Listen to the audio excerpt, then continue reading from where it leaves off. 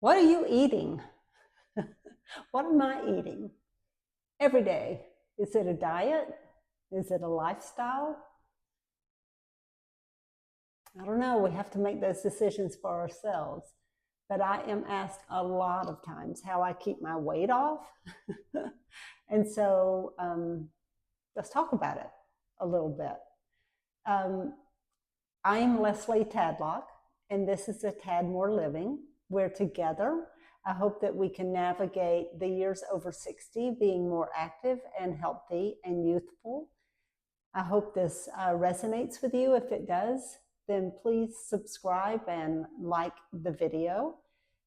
Um, and check out other videos as well. There may be other subjects on the channel that resonate with you, that speak to you, that you have an opinion about. I would love your feedback on this topic as well as others. I am not a doctor, therapist, physical therapist, nutritionist. The only professional license I hold is real estate agent. So if you need help there, that's awesome. But don't sue me over anything else I talk about, because I am not a professional. And if you choose to make lifestyle changes based on anything I say, then that is your decision. So let's talk about what we eat and um, what decisions that we make over nutrition. It's tough. It's really, really tough. Like, I admit that it is really tough to be diligent in healthy eating and controlling weight gain. As we age, as we get older, it's harder. Some women, especially more than men, I think, have hormone imbalances and changes that also affect not only metabolism, metabolizing food, and the calories and the weight gain or loss, but also just the mindset around it. Because if you're dealing with hormone swings and changes and menopause and perimenopause and all those pauses, then it can just strictly piss you off. And if you get pissed off, you might want some chocolate. so let's talk about it a little bit, because it's a real thing. So here's what it boils down to first. If you're an alcoholic and you want to stop being an alcoholic, regardless of the steps you go through, the main goal is to not drink alcohol, to not consume it. It's not required in our lives to drink alcohol. So if you can give that up, then you are no longer consuming any alcohol. You're battling your alcoholism with cutting off alcohol, right? That makes sense? If you're a smoker and you want to give up smoking, regardless of what the journey looks like to get to the end goal is to not smoke cigarettes, or maybe to bring nicotine into your body in any form. I've never been a smoker, but I know that if you want to not be a smoker, your goal is to not smoke. And if you are an alcoholic, your goal would probably be to not consume alcohol. Just none of it. But what if you want to change your eating? What if you want to not overindulge? And you have you want to fix your eating. I hate to use the word disorder. I hate it because I don't feel like I have an eating disorder, and you might not feel like you have an eating disorder, but yet we both deal with trying to control what we eat and how we eat and how it affects us, right? So the problem here is you can't give up food. You can't just quit food cold turkey or through a process. through therapy. There's no 12-step program to get off of food, right? We still have to eat. And not only do we have to eat, our culture, the whole world, cultures and societies build everything around food. It is all about food all the time. So how do we deal with it, right? I don't care what it is. It's everything. It's all over the place all the time. And celebratory food is most often the least healthy food. Birthday cake, Halloween candy. I mean, I could go on and on. I won't, but I'm not saying these things are evil. But we all know that sugar's not super healthy for us. And the older we get, especially over 60, our bodies handle sugar differently. So I've read and been told, not a professional on it. But if our bodies are handling it differently, then we need to handle it differently. We need to consume less sugar, especially that whole high fructose corn syrup, refined sugar. We all know it. We all hear it. Whether we want to know it and hear it or not, it's true. So what do we do? How do we maintain? And another thing is that we can't live without food as fuel. Food feeds all the parts of our body that keeps us alive. And if we're trying to focus on living a more active lifestyle or continuing to live an active lifestyle, some of us are already active, already healthy to a large extent, to a good extent. So we're just trying to maintain that moving forward, but maintaining it moving forward just looks different because our bodies are aging, no way around it. We can cut out some sugars and we can increase our proteins. Everybody knows the same thing about protein we know about sugar. Sugar is bad, protein is good. We need protein to build the muscle, and the muscle is deteriorating, I hate that word, as we age. It's going away at an increased rate all the time. Also, bone density starts to wane as we get older. Protein and calcium and things like that become more important. You can ignore it if you want, but it's still a reality. And it's odd to me too that it's more of a reality in some people's worlds than others. Some of my friends are dealing with bone loss while others are not, and they're not terribly different. They're no different in age, and they don't live terribly different lifestyles, but it's just genetics, I guess, that make that difference for them. And so what do we do? How do we control it? There are all types of diets, and I use the word diets. I'm going to say diets because diet is what you eat every day. It is your lifestyle and what you choose to be your lifestyle. So I'm not trying to use the word diet as in a weight loss plan for a given period of time. That's not how I'm using the word. I'm just using the word diet as in what you consume on a regular basis. And there's all types of mindsets behind those. Whether it's a super more high protein, low calorie, that sort of thing. And then also, there's the weight loss diets. And those, oh my gosh, I could sit here all day. I would have to look up on the phone that I am talking into. I would have to look up all the different types of diets. There's paleo, there's just counting calories is a basic one.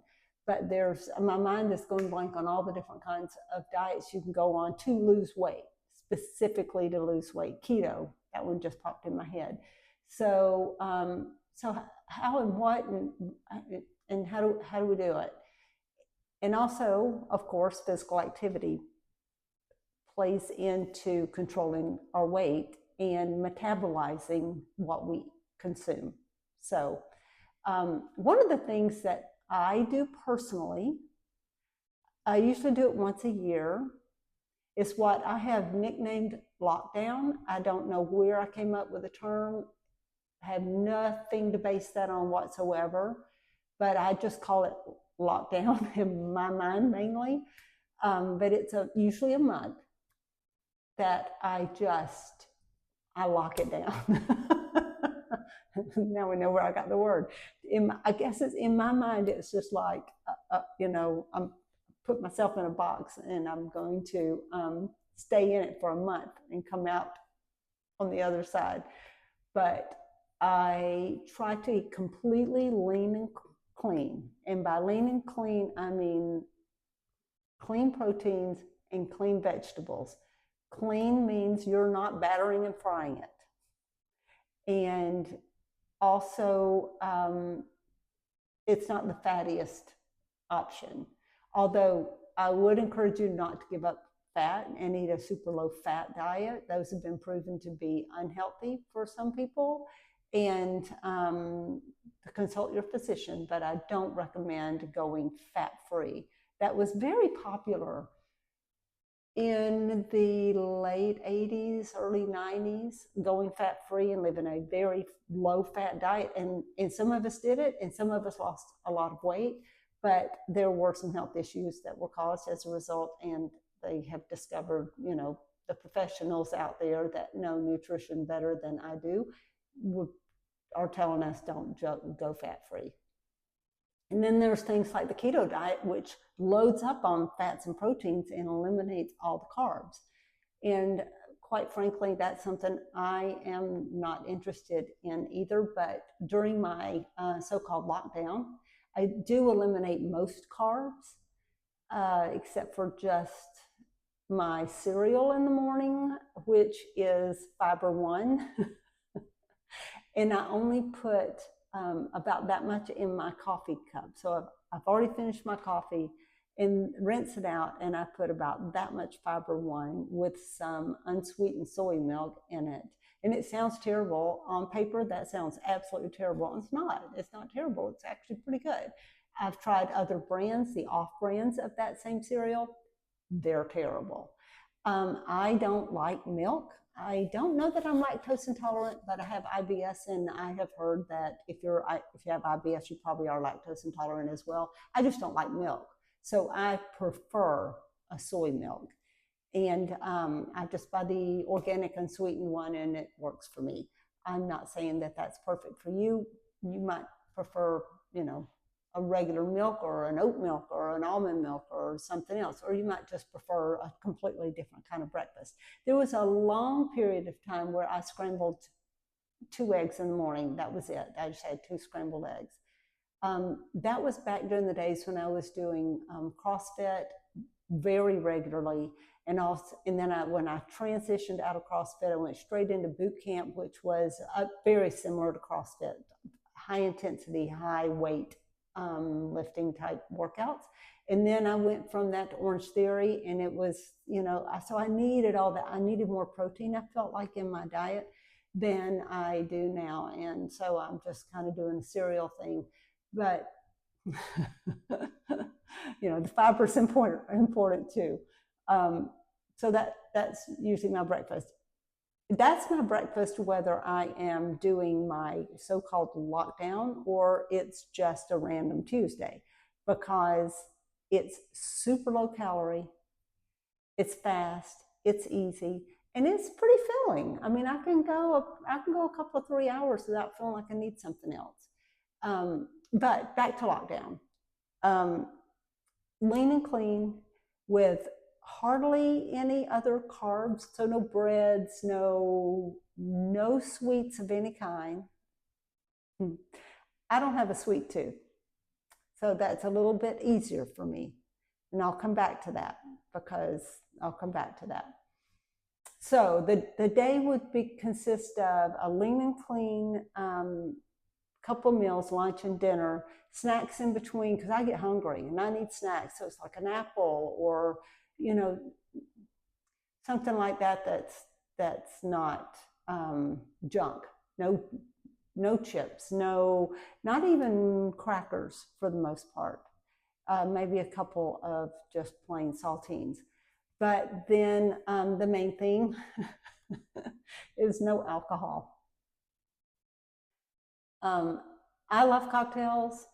We live a lifestyle where we get together with friends, or we eat out a lot, and we just enjoy having wine and cocktails. And we don't drink excessively. We rarely drink at home. We most often will go Monday through Thursday without a drop of anything to drink. But on the weekends, we go to the local brewery. We have a new wine bar in our community, and we go out to eat and most often sit at the bar. I'm always going to have a cocktail if I'm out to eat. I'm just going to do it. So the thing about alcohol is that is empty calories. And some people confuse that term empty calories with meaning they're easy to burn off. It's the opposite. If it has calories that are empty, like alcohol does, then that means your body cannot do anything good with it. It cannot convert the calories to muscle or bone or strength or energy. It can't do anything positive with those calories. So where do those calories end up? Yeah, in places we don't want them. The whole reason for lockdown is to lose a few pounds, and alcohol does the opposite. So I usually either just go completely no cocktails or any alcohol of any kind for the full duration, the month or whatever period of time. If I need to lose 10 pounds, it usually is a full month. But we'll just talk about it that way. The thing is, if I am going to drink a cocktail, then I try to pick something that's got a really low glycemic level. That's the sugar level, because that's going to have the least amount of calories.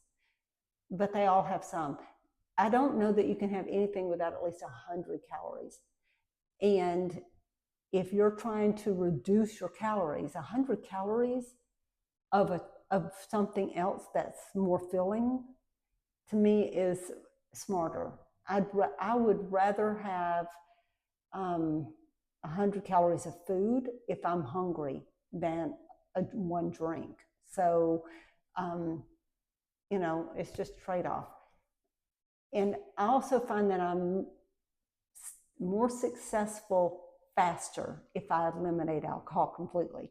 So I always try to remind myself of that. Yes, we're going out Thursday night with friends because it's somebody's birthday. Am I not going to drink a cocktail while I'm out? Yeah, so that's a struggle every time. But I usually do that. And then the rest of the year, so my actual lifestyle, my actual day in, day out lifestyle, I try to stay probably 1,000 to 1,200 calories a day. I've already mentioned my breakfast. That is almost always that little bit of cereal. I think the recommended serving size on the box is 2/3 of a cup. So I'll probably get about that, in my coffee cup. It's about that much. That has so few calories, and then unsweetened soy milk on top of that, so few calories. I do drink 2 cups of coffee every single day, and that's non-negotiable for me. I'm going to drink those 2 cups of coffee. That has evolved over time. I put powdered creamer in my coffee for years, or liquid creamer in my coffee for many, many, many years. But I learned that the European Union and some other countries as well don't have banned ingredients that we have in our coffee creamers. And if they banned them, there's got to be a reason. And it's not like I was consuming those every once in a while. This was in every single solitary day, starting my day with this product. So I thought, I can figure this out. So I switched to half and half. Took a little time to get used to the difference, but then when I did, I really liked the half and half. but trying to work through some stomach issues and wondering whether I have some lactose intolerance. I then switched from half and half to a soy.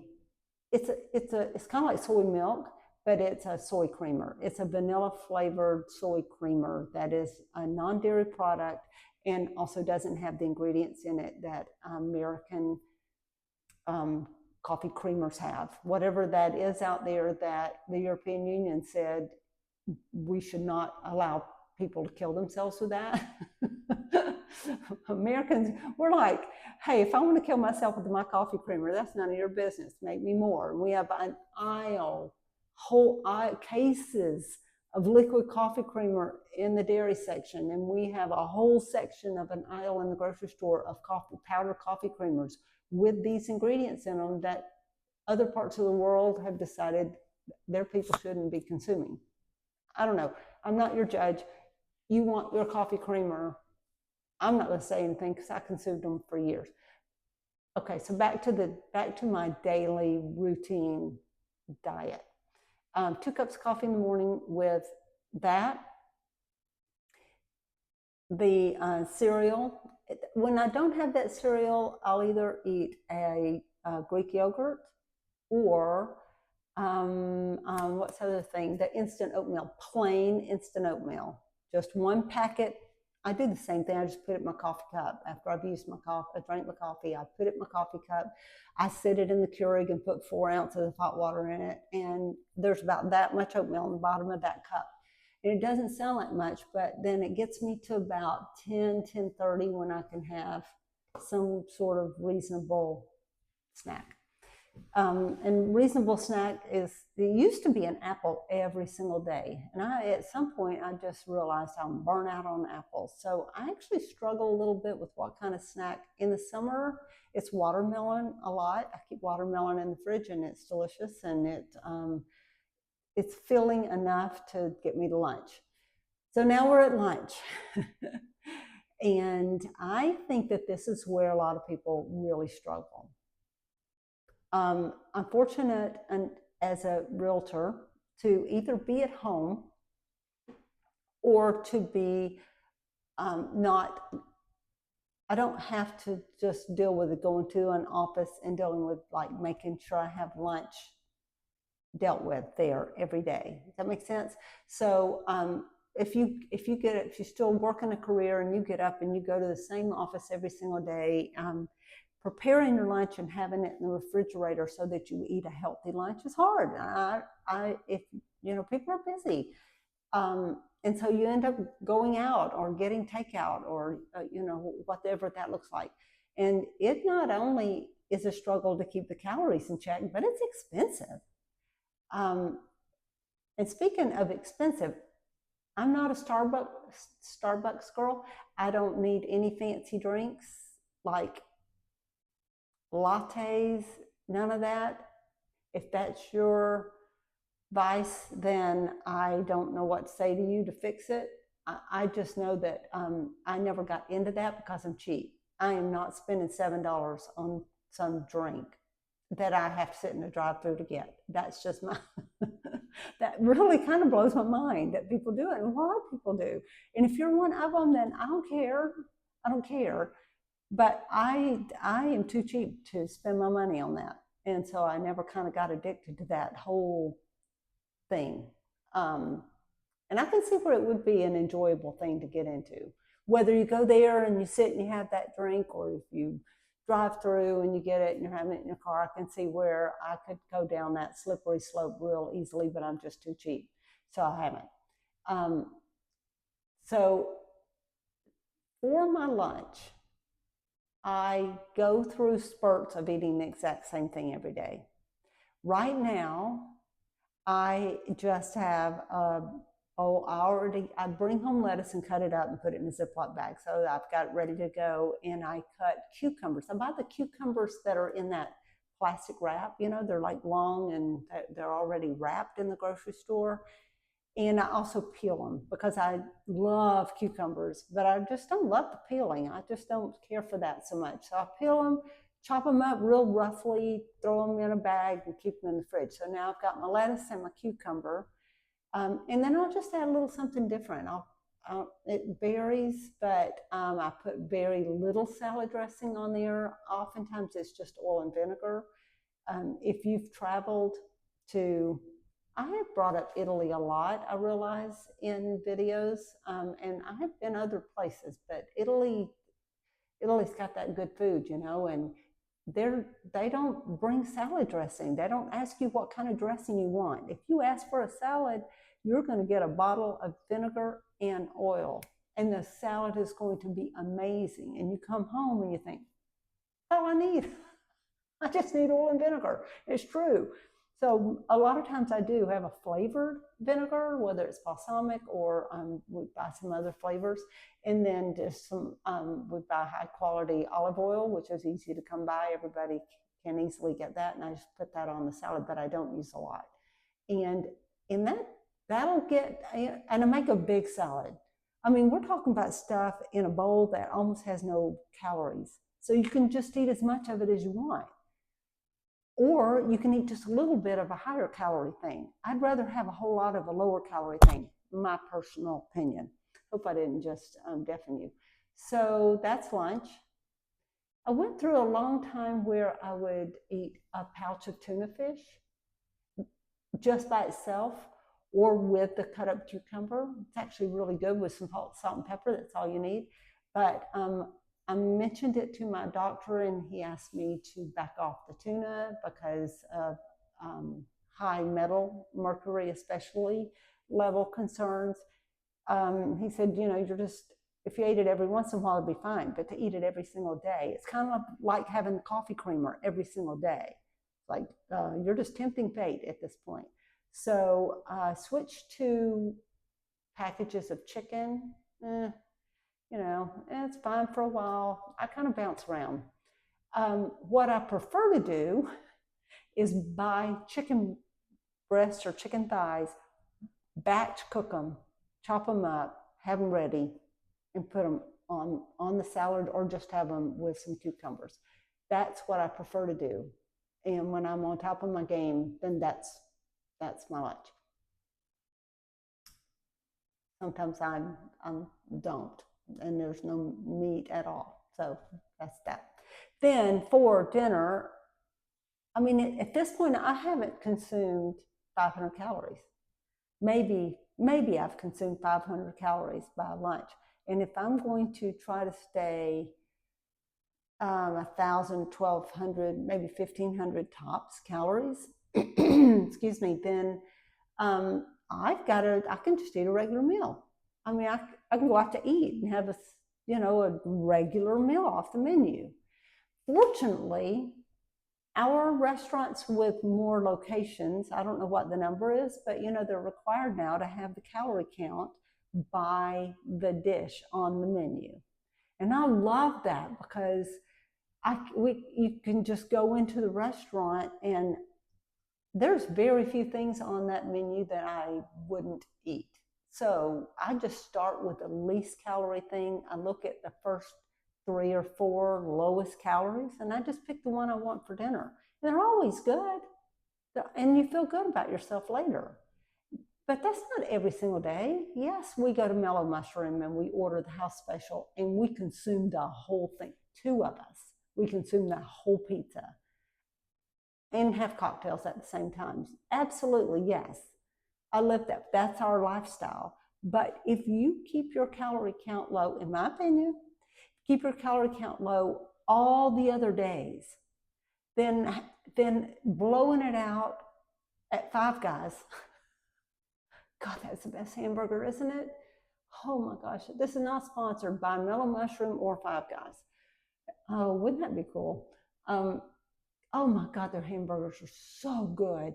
And it runs down your arm. I'm sure they're 5,000 calories a piece. They may not be, but hey, and that brings me back to the restaurants with the calories on the menu. Has it ever surprised you what those calories are? Sometimes you look at a dish and you think it would be a high calorie thing and it's not.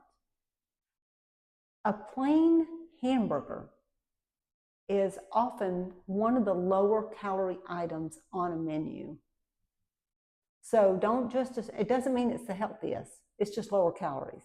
But don't just assume that you know what calories are. You need to actually learn where the calories are in a dish, and just how blown away you'll be at there are dishes that are like 2,500 calories. If you ate everything on the dish as it's served to you, you would consume over 2,000 calories in one sitting. That's just the dish. That doesn't include what's in your glass and what maybe you have dessert. So it's good for us to kind of learn where calories hide. But anyway, that's my lifestyle. That's just kind of how I keep it. I'm very active too. I'm trying to burn as many calories as I can, but I try not to consume so many calories. And I'm always 5 pounds more than I want to be, always. Unless I have just gone through lockdown and lost some weight, I'm always at least 5 pounds heavier than I would personally prefer to be. So I'm not sure. I'm not here to tell you I got it figured out, but that's just my lifestyle and what I prefer. So here's what I ask of you. What does your lifestyle look like? How do you manage your weight? How do you keep it where you want it to be? Is it where you want it to be? For it to be where you want it to be, what does that look like? Is it a lifestyle change that you're looking to make and you want to connect with people? This might be a great place to do that. You comment on this video and you say what your desires are, and somebody else does the same, and you guys can connect. Or maybe you're just wanting more information on what I've just said. All that. Please comment and check out other videos too. This entire channel is for those of us that are trying to navigate the years over 60 in a more active and healthy way. So maybe there's some other things out there that you haven't seen that you would enjoy. But I appreciate you being with me today. Have a good day.